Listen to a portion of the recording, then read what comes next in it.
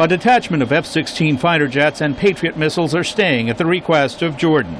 U.S. officials say the aim is to help Jordanian forces in their efforts to prevent a spillover of the Syrian conflict.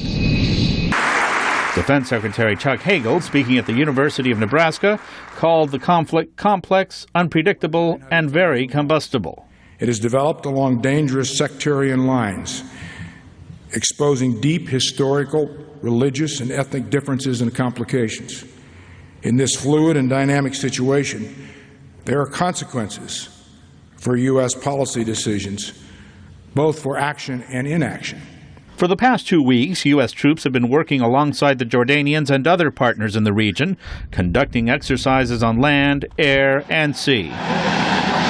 The decision to leave the F-16s and Patriot missile batteries after the exercise is a show of strength and a message to the Syrian leadership to keep the violence away from the borders. It comes months after the U.S. and NATO deployed Patriot batteries to Turkey.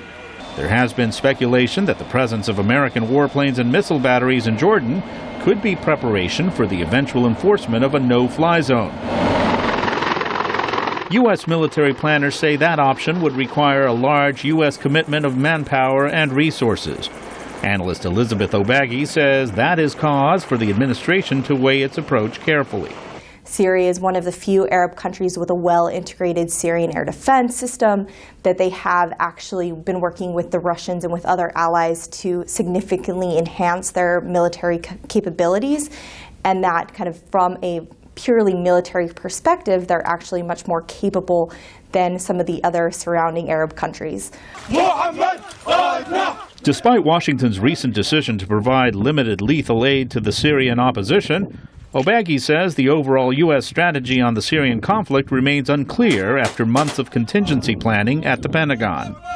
The general consensus coming out of those contingency plans and coming out of, specifically out of the Defense Department, has been that there is no real viable contingency plan, and that any action, any military action in Syria will be very costly and will be very difficult to implement.